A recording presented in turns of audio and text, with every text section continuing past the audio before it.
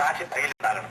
കാശ് കയ്യിലുണ്ടാകണമെങ്കിലോ ഒന്നും അധ്വാനം അല്ലെങ്കിലോ മറ്റാരെ കൊണ്ടെങ്കിലും അധ്വാനിപ്പിച്ച് ആ ഒരു സാഹചര്യം നമ്മുടെ രാജ്യത്തുണ്ടാകണം. ഇപ്രാവശ്യത്തെ റേഷൻ കാർഡ് എടുത്ത് നോക്കിയാൽ അത് റേഷൻ കാർഡിന്റെ അപേക്ഷയിൽ ഈ കർഷക കാശ് കയ്യിലുണ്ടാകണമെങ്കിലോ ഒന്നും അധ്വാനം അല്ലെങ്കിലോ മറ്റാരെ കൊണ്ടെങ്കിലോ അധ്വാനിപ്പിച്ച് ആ ഒരു സാഹചര്യം നമ്മുടെ രാജ്യത്തുണ്ടാകണം.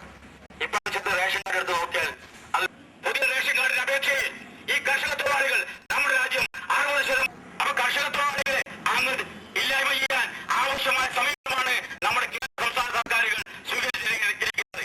അപ്പൊ കർഷക തൊഴിലാളികളിലേക്ക് നാളെ കൃഷികളിൽ ഈ സമരങ്ങൾ നടക്കുകയാണ്. ഈ സമരത്തിലെ ഉയർന്ന മുദ്രാവാക്യം അല്ലെങ്കിൽ ആവശ്യങ്ങളെ സംബന്ധിച്ച് നേരത്തെ ഇവിടെ സൂചിപ്പിച്ചു. റേഷൻ കാർഡ് പുതുക്കലുമായി ബന്ധപ്പെട്ടുകൊണ്ട് അതിന്റെ അപേക്ഷയിലുണ്ടായ അപാകതകളെ സംബന്ധിച്ചും അതുപോലെ തന്നെ റേഷൻ സമ്പ്രദായം ആകെ തന്നെ നിർത്തലാക്കുന്നതിന് വേണ്ടി സർക്കാർ ആലോചിക്കുന്നതിന്റെ ഭാഗമായിട്ട് 2 തട്ടായി നിയന്ത്രിക്കുന്നതിന് വേണ്ടിയുള്ള സംവിധാനം, ഇതെല്ലാം തന്നെ അവസാനിപ്പിക്കണമെന്നും അതുപോലെ തന്നെ റേഷൻ കാർഡ് പുതുക്കുന്നതിലുണ്ടായ അപാകതയെ സംബന്ധിച്ച് പരിഹരിക്കുന്നതിന് വേണ്ടി ശാസ്ത്ര നടപടികൾ സ്വീകരിക്കണമെന്നും ആവശ്യപ്പെട്ടുകൊണ്ടാണ് ഈ സമരം നടത്തുന്നത്. ആ അപേക്ഷയുമായി ബന്ധപ്പെട്ടുകൊണ്ട് ഇവിടെ സൂചിപ്പിച്ചു. ആ അപേക്ഷയിൽ ഒരു വിഭാഗം തൊഴിലാളികളെ തന്നെ പാടെ ഇല്ലാതാക്കിയിട്ടുണ്ട്. കർഷക തൊഴിലാളി എന്ന് പറയുന്ന ഒരു വിഭാഗം തന്നെ ഇല്ല. കാരണം ഓരോ തൊഴിലാളിയെ സംബന്ധിച്ച് ഏതാണ് നിങ്ങൾ തൊഴിലെടുക്കുന്നത് ആ തൊഴിലിനെ സംബന്ധിച്ചുള്ള വിവരങ്ങൾ അതിൽ നൽകിയിട്ടുണ്ട്. പക്ഷെ അതിൽ കർഷക തൊഴിലാളിയെ ഒഴിവാക്കിയിട്ടുണ്ട്.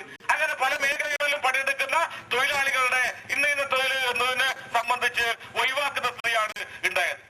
അതിപ്പോ മാത്രമല്ല, ഒരു റേഷൻ കാർഡില് ആവശ്യമായ രേഖകൾ എന്നെ സംബന്ധിച്ച് അവന്റെ വീട്ടിൽ എത്ര പേരുണ്ട്, അതിന് എത്രയെല്ലാം പ്രായമായ ആൾക്കാരാണുള്ളത്, അവരുടെ സ്ഥലവും സംബന്ധിച്ചുള്ള കാര്യങ്ങളെല്ലാം കൊടുക്കുക.